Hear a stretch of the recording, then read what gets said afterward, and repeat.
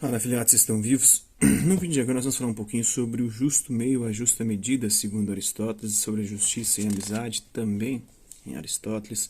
Vamos falar um pouquinho da ética helenista, do hedonismo. Bora lá? A moral não é uma ciência exata, pois enfrenta a dificuldade de lidar com os elementos irracionais da alma, como os afetos fortes das paixões humanas, a fim de submetê-los à ordem da razão. A propósito, Aristóteles desenvolveu a teoria da mediania, pela qual toda virtude é boa quando é controlada no seu excesso e na sua falta. Em outras palavras, agir virtuosamente é encontrar o justo meio entre dois extremos, que são chamados vícios. Veja alguns exemplos. A virtude da coragem torna-se excessiva quando é temeridade, a audácia excessiva, e deficiente quando é covardia. Gastar dinheiro pode significar a virtude da generosidade, da prodigalidade, enquanto seus extremos são a dissipação ou a avareza, né? Não gastar nada, não ter o controle, nem gastar demais, ser pródigo, nem ser um sujeito avarento, né? Que não partilha, não divide nada com ninguém. A virtude da temperança é o meio termo entre a voluptuosidade e a insensibilidade, né? Gente que é voluptuoso, né? Voluntarioso, e outros são insensíveis, né? Uns se compadecem demais e outros de menos. No trato com os outros, a virtude é a afabilidade, enquanto seus extremos são a subserviência, quando você se submete, e a grosseria, quando você não submete nada a ninguém, isso é grosseiro. Né? Aristóteles adverte, porém, que não é fácil determinar o justo meio nem quais são os extremos. Pode ser que uma pessoa que costuma agir de modo temerário classifique a prudência de um corajoso como covardia. Também a irascibilidade e ira e irritação pode não se configurar um excesso em determinadas ocasiões, nas quais não convém a apatia. E afirma, né, tais coisas dependem de circunstâncias particulares e quem decide é a percepção. Fica bem claro, pois, que em todas as coisas o meio termo é digno de ser louvado, mas que às vezes devemos inclinar-nos para o excesso e outras vezes para a deficiência. Efetivamente, essa é a maneira mais fácil de atingir o meio termo e o que é certo, segundo Aristóteles na sua Ética Nicômaco, né, na página 256 da coleção Os Pensadores. Então, para refletir, né, a partir da citação de Aristóteles, dê outros exemplos de avaliação de comportamentos em que, dependendo das circunstâncias, o justo meio deveria inclinar-se para o excesso ou para a falta. Pensei, né? Por exemplo, nos casos de vaidades. Né, como é que ficaria a vaidade, né? O meio termo da vaidade. Vaidade mais, né? A pessoa que se acha pra caralho, né? Ou a vaidade menos, a pessoa que se acha também de menos, né? Se autodetrata. A vergonha demais, a timidez, né? E a falta de vergonha total. A confiança, né? A falta de confiança e o excesso de confiança. A gentileza, né? Gente que não sabe ser gentil, grosseiro, né? E gente que é gentil demais, né? E até chato, tão gentil, né? O respeito próprio, às vezes a gente tem que respeitar a gente, né? Mas tem gente que se respeita demais e tem gente que não se respeita nada, né? Por exemplo, a tolerância é uma virtude da sociedade democrática. Devemos aceitar as diferenças e as diversas maneiras de pensar e de agir. No entanto, há situações intoleráveis como a violência extrema do terrorismo, o uso de armas químicas, do genocídio, do autoritarismo, do Bolsonaro, né? Segundo Aristóteles, o indivíduo bom é generoso, isto é, não pensa apenas em si, mas orienta-se para atender às dificuldades e às necessidades dos outros. Nesse sentido, a justiça pode ser individual, quando se refere às relações entre as pessoas, aplicada à própria pessoa e aos outros, e social, quando se refere às relações entre os indivíduos e o governo estabelecidas em leis. Por isso, a justiça pode ser uma virtude moral ou política. Ao se referir à justiça, Aristóteles recorre aos termos de proporção e igualdade. Tratar as pessoas com justiça consiste em distribuir os bens em sua devida proporção, o que nos remete à teoria do justo meio, ou à justiça distributiva, né? Não se deve dar às pessoas nem demasiado, nem de menos. Né? Ou seja, deve haver uma justa proporção entre o bem atribuído, o prêmio, né? E o mérito demonstrado, ou ainda entre o crime e a sua pena. Além disso, a justiça deve ser distributiva quando é preciso levar em conta a diferença entre as pessoas. Por exemplo, ao servir os filhos durante a refeição, a mãe oferece quantidades diferentes para cada um de acordo com a idade, o apetite e as condições de saúde. Até o tipo de alimento varia, quando se trata, por exemplo, de um bebê ou de um adolescente. Por fim, para Aristóteles, a amizade é o coroamento, tem a justiça corretiva e a distributiva para ele, né? Dois tipos de... A corretiva para corrigir problemas, a distributiva para distribuir de forma equitativa. Depois isso vai ser, inclusive, abordado pelo John Rawls, né? A amizade é o coroamento da vida virtuosa possível apenas entre os prudentes e justos, já que a amizade pressupõe a justiça, a generosidade, a benevolência, a reciprocidade dos sentimentos. Amar a si e aos amigos de maneira generosa e desinteressada é, para Aristóteles, o que há de mais necessário para viver. Só um pouquinho da ética helenista. O helenismo caracterizou-se pela fusão das culturas grega e oriental, devido à expansão do Império Macedônico de Alexandre o Grande e depois pela conquista romana. Estendeu-se desde o século IV a.C. até o século II depois de Cristo da nossa era, né? Certos historiadores compartilham a ideia de que o helenismo representou um longo momento de decadência em relação ao esplendor da filosofia grega clássica.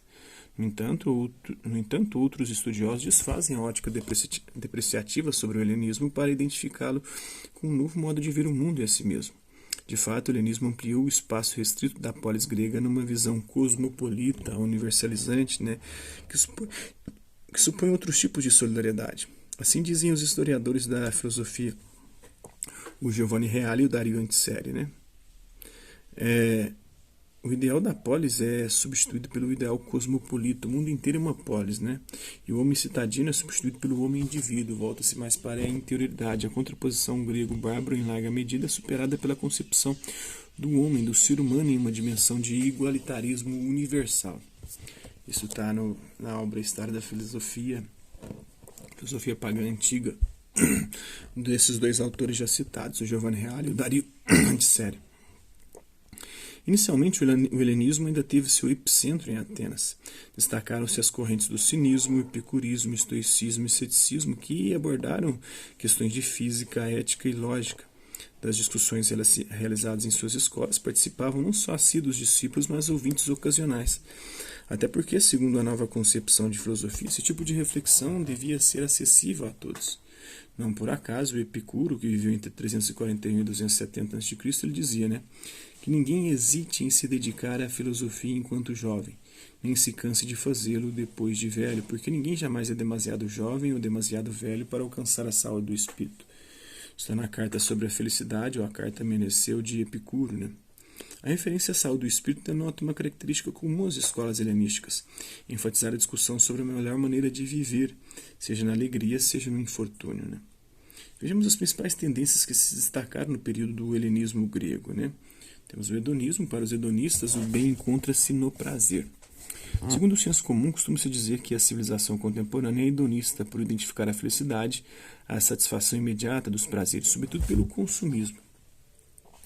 Ter uma bela casa, um carro possante, muitas roupas, boa comida, múltiplas experiências sexuais e também pela incapacidade de tolerar qualquer desconforto, seja uma simples dor de cabeça, seja o enfrentamento de doenças e da morte, né?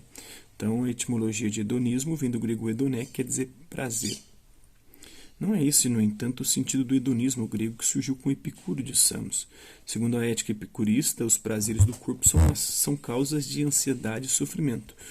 Para que a alma permaneça imperturbável, né, em serenidade, atinja a ataraxia, que é a imperturbabilidade da alma, né, é preciso aprender a gozar os prazeres com moderação, somente os prazeres necessários, né?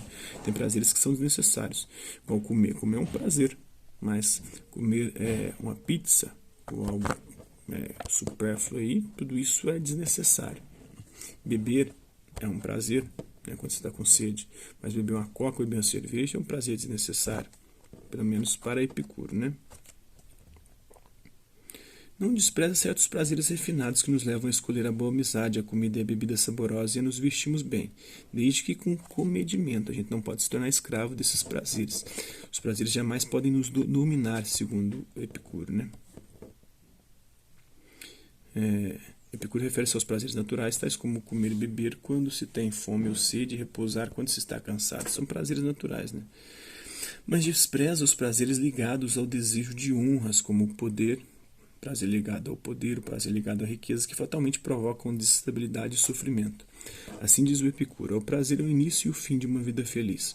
Com efeito, nós o identificamos com o bem primeiro inerente ao ser humano, e em razão dele praticamos toda a escolha e toda a recusa. E a ele chegamos escolhendo tudo bem de acordo com a distinção entre prazer e dor. Embora o prazer seja o nosso bem primeiro e inato, nem por isso escolhemos qualquer prazer. Há ocasiões em que evitamos muitos prazeres, quando deles nos advêm efeitos o mais das vezes desagradáveis, ao passo que consideramos muitos sofrimentos preferíveis aos prazeres, se um prazer maior advier depois de suportarmos essas dores por muito tempo. Também está na carta sobre a felicidade, ou a carta Meneceu de Epicuro, né? Então, dê exemplos de como hoje em dia as aspirações de muitas pessoas têm uma base hedonista, né? Em que sentido se afastam dos princípios que orientaram a filosofia de Epicuro? Coloque aí nos comentários as respostas, né? Pode-se indicar o prazer das compras, né, que são supérfluos, o consumismo, o prazer que vem de comprar, gastar o que não tem para comprar o que não precisa, para agradar e aparecer para quem você nem gosta, né? O prazer do sucesso, que é bom também, mas é um prazer extremamente fugaz, né? O sucesso é extremamente momentâneo, efêmero, e se você se apegar a ele, de repente ele passa e você sofre porque o perdeu, né? O prazer do enriquecimento, as riquezas também são efêmeras, são passageiras, e ao mesmo tempo que você fica muito rico, você pode perder tudo, né? Não era essa noção de prazer como um bem para Epicuro, que privilegiava os prazeres espirituais, da alma, da razão, né? Como a amizade, né? Um prazer muito importante na filosofia epicurista e também na aristotélica, né? Epicuro também refletiu sobre a morte. Segundo ele, a morte nada significa porque não existe para os vivos, e os mortos não estão mais aqui para explicá-la. E lamenta que a maioria das pessoas fuja da morte como se fosse o maior dos males, quando na verdade não há vantagem alguma em viver eternamente. Ferrenho crítico dos mitos e das superstições, Epicuro seguia o materialismo típico do atomismo de Demócrito e considerava que a alma, de natureza material corpórea, desaparece com a morte. Mais do que ter a alma imortal, vale a maneira pela qual escolhemos viver, segundo ele. Para aprender a alcançar a felicidade, destaca o quádruplo remédio. Qual que é o quádruplo remédio de Epicuro, né? Os deuses não são temíveis, sequer existem, né? A morte não nos traz riscos, porque quando ela existe, a gente já não existe mais. O prazer, se entendido corretamente, é um bem para todos, mas não devemos nos escravizar por prazeres fugazes e desnecessários, né? A dor não dura ininterruptamente e é facilmente suportável. Se ela for muito forte, ela vai nos levar rapidamente à morte. Se ela não for tão forte assim, ela é passageira e em breve vai cessar. Talvez devido ao seu posicionamento quanto à divindade e ao materialismo, sua doutrina foi rechaçada e a ética mal interpretada como uma defesa racional de todo tipo de prazer, principalmente depois pelo cristianismo, né? Então é isso aí, espero que vocês tenham gostado do vídeo. Quem curtiu, dá um like, não curtiu, dá um dislike. Hasta la vista, babies, até a próxima.